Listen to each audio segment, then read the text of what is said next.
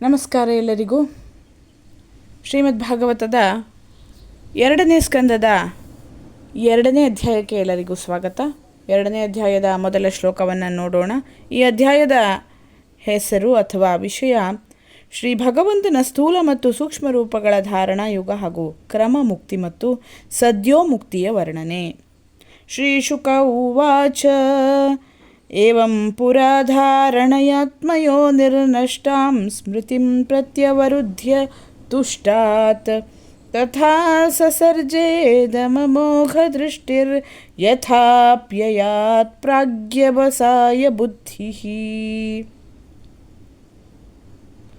ಶ್ರೀ ಶುಕ ಮಹಾಮುನಿಗಳು ಹೇಳುತ್ತಾರೆ, ಬ್ರಹ್ಮದೇವರು ಸೃಷ್ಟಿಯ ಪ್ರಾರಂಭದಲ್ಲಿ ಇದೇ ಧಾರಣ ಯೋಗದ ಮೂಲಕವೇ ಶ್ರೀ ಭಗವಂತನನ್ನು ಪ್ರಸನ್ನಗೊಳಿಸಿ ಅವನ ಅನುಗ್ರಹದಿಂದ ಹಿಂದೆ ಪ್ರಳಯ ಕಾಲದಲ್ಲಿ ಲುಪ್ತವಾಗಿದ್ದ ಸೃಷ್ಟಿ ವಿಷಯಕ ಜ್ಞಾನವನ್ನು ಪಡೆದುಕೊಂಡರು.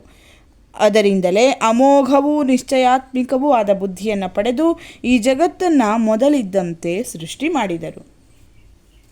2ನೇ ಶ್ಲೋಕ.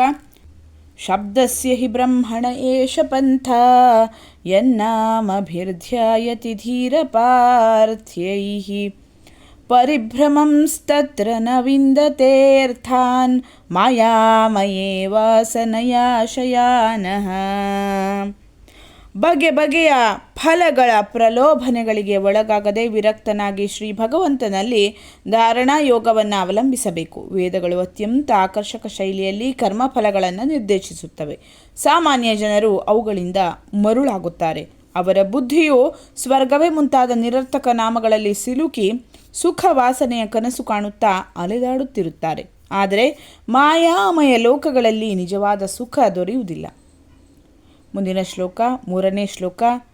ಅತಃ ಕವಿರ್ನಾಮಸು ಯಾವದರ್ಥಃ ಸ್ಯಾದ ಪ್ರಮತ್ತೋ ವ್ಯವಸಾಯ ಬುದ್ಧಿಃ ಸಿದ್ಧೇನ್ಯಥಾರ್ಥೇ ನಯತೇತ ತತ್ರ ಪರಿಶ್ರಮಂ ತತ್ರ ಸಮೀಕ್ಷಮಾಣಃ.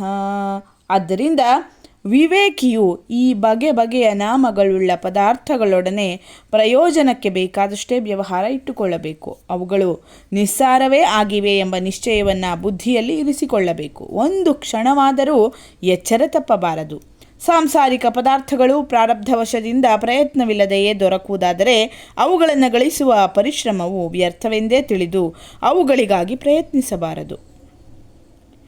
ಸತ್ಯಾಂಕ್ಷಿತೌ ಕಿಂ ಕಶಿಪೋಃ ಪ್ರಯಾಸೈರ್ಬಾಹೌ ಸ್ವಸಿದ್ಧೇ ಹ್ಯುಪಬರ್ಹಣೈಃ ಕಿಂ ಸತ್ಯಂ ಜಲೌ ಕಿಂ ಪುರುಧಾನ್ನಪಾತ್ರ್ಯಾ ದಿಗ್ವಲ್ಕಲಾದೌ ಸತಿ ಕಿಂ ದುಕೂಲೈಃ. 4ನೇ ಶ್ಲೋಕದ ಅರ್ಥವನ್ನು ನೋಡೋಣ. ಭೂಮಿಯ ಮೇಲೆ ಮಲಗುವುದರಿಂದಲೇ ಸುಖ ನಿದ್ದೆ ಆಯಾಸ ಪರಿಹಾರವಾಗುವುದಿದ್ದರೆ ಮಂಚಕ್ಕಾಗಿ ಏಕೆ ಪ್ರಯತ್ನ ಮಾಡಬೇಕು? ದೇವರ ಅನುಗ್ರಹದಿಂದ ತಾನಾಗಿ ದೊರೆತ ತೋಳುಗಳು ಇರುವಾಗ ತಲೆದಿಂಬುಗಳು ಏಕೆ ಬೇಕು? ಬೊಗಸೆಯಿಂದಲೇ ಆಹಾರವನ್ನು ಸ್ವೀಕರಿಸುವ ಕೆಲಸ ಸಾಗುವುದಾದರೆ ಅನೇಕ ಪಾತ್ರೆಗಳನ್ನು ಒಟ್ಟುಗೂಡಿಸುವುದು ಏಕೆ?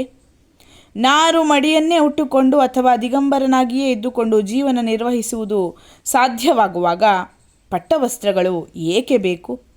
ಮುಂದಿನ ಶ್ಲೋಕ 5ನೇ ಶ್ಲೋಕ. ಚಿರಾಣಿ ಕಿಂ ಪಥಿ ನ ಸಂತಿ ದಿಶಂತಿ ಭಿಕ್ಷಾಂ ನೈವಾಂಘ್ರಿಪಾಃ ಪರಭೃತಃ ಸರಿತೋಪ್ಯಶುಷ್ಯನ್ ವೃದ್ಧಾ ಗುಹಾಃ ಕಿಮಜಿತೋವತಿನೋಪಸನ್ನಾನ್ ಕಸ್ಮಾದ್ ಭಜಂತಿ ಕವಯೋ ಧನ ದುರ್ಮದಾಂ ಧಾನ್. ಉಟ್ಟುಕೊಳ್ಳಲು ಮಾರ್ಗದಲ್ಲಿ ಚಿಂದಿ ಬೆಟ್ಟೆಗಳು ದೊರೆಯುವುದಿಲ್ಲವೇ? ಹಸಿವಾದಾಗ ಪರೋಪಕಾರಕ್ಕಾಗಿಯೇ ಇರುವ ವೃಕ್ಷಗಳು ಹೂವು ಹಣ್ಣುಗಳ ಭಿಕ್ಷೆ ನೀಡುವುದಿಲ್ಲವೇ? ಬಾಯಾರಿದವರಿಗೆ ನದಿಗಳು ಒಣಗಿ ಹೋಗಿವೆಯೇ? ವಸತಿಗೆ ಜಾಗ ಬೇಕಾದಾಗ ಗುಹೆಗಳ ಬಾಗಿಲುಗಳು ಮುಚ್ಚಿ ಹೋಗಿವೆಯೇ? ಎಲ್ಲಕ್ಕೂ ಮಿಗಿಲಾಗಿ ಶ್ರೀ ಭಗವಂತನೇ ಶರಣು ಬಂದವರನ್ನು ರಕ್ಷಿಸುವುದಿಲ್ಲವೇ? ಹೀಗಿದ್ದರೂ ವಿವೇಕಿಗಳು ಅಹಂಕಾರದ ಅಮಲಿನಲ್ಲಿರುವ ಶ್ರೀಮಂತರನ್ನು ಏಕೆ ಸೇವಿಸಬೇಕು? ಮುಂದಿನ ಶ್ಲೋಕ 6ನೇ ಶ್ಲೋಕ. ಏವಂ ಸ್ವಚಿತ್ತೇ ಸ್ವತ ಏವ ಸಿದ್ಧ ಆತ್ಮ ಪ್ರಿಯೋರ್ಥೋ ಭಗವಾನನಂತಃ ತಂ ನಿರ್ವೃತೋ ನಿಯತಾರ್ಥೋ ಭಜೇತ ಸಂಸಾರ ಹೇತು ಪರಮಶ್ಚ ಯತ್ರ. ಹೀಗೆ ವಿರಕ್ತನಾದ ಮೇಲೆ ನಮ್ಮ ಹೃದಯದಲ್ಲೇ ಸರ್ವದಾ ಸ್ವತಃ ಸಿದ್ಧನಾಗಿ ನಮ್ಮ ಆತ್ಮಸ್ವರೂಪನೇ ಆಗಿ ಪರಮ ಪ್ರಿಯತಮನಾಗಿರುವ ಪರಮ ಸತ್ಯ ಸ್ವರೂಪನಾದ ಪರಮಾತ್ಮ ಅನಂತನು ಬೆಳಗುತ್ತಿದ್ದಾನೆ ಎಂದು ನಿಶ್ಚಯಿಸಿ ಪರಮ ಪ್ರೇಮದಿಂದಲೂ ಆನಂದದಿಂದಲೂ ಆತನನ್ನೇ ಭಜಿಸಬೇಕು. ಏಕೆಂದರೆ ಆತನ ಭಜನೆಯಿಂದಲೇ ಸಂಸಾರಕ್ಕೆ ಕಾರಣವಾದ ಅಜ್ಞಾನವು ತೊಲಗುವುದು. 7ನೇ ಶ್ಲೋಕ.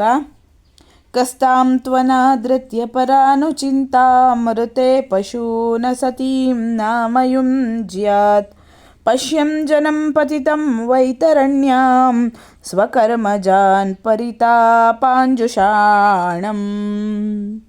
ಪಶುಗಳ ಮಾತೇನೋ ಬೇರೆಯಾಗಿದೆ, ಆದರೆ ಈ ಸಂಸಾರವೆಂಬ ವೈತರಣಿ ನದಿಯಲ್ಲಿ ಜನರು ಬಿದ್ದು ತಮ್ಮ ಕರ್ಮಗಳ ಫಲವಾದ ದುಃಖಗಳನ್ನು ಅನುಭವಿಸುತ್ತಿರುವುದನ್ನು ನೋಡಿಯೂ ಕೂಡ ಶ್ರೀ ಭಗವಂತನ ಮಂಗಳಮಯವಾದ ಧ್ಯಾನವನ್ನು ಮಾಡದೆ ಅಸತ್ ವಿಷಯ ಭೋಗಗಳಲ್ಲೇ ತನ್ನ ಚಿತ್ತವನ್ನು ಅಲೆಯಲು ಬಿಡುವವನು ಮನುಷ್ಯನೇ ಅಲ್ಲ.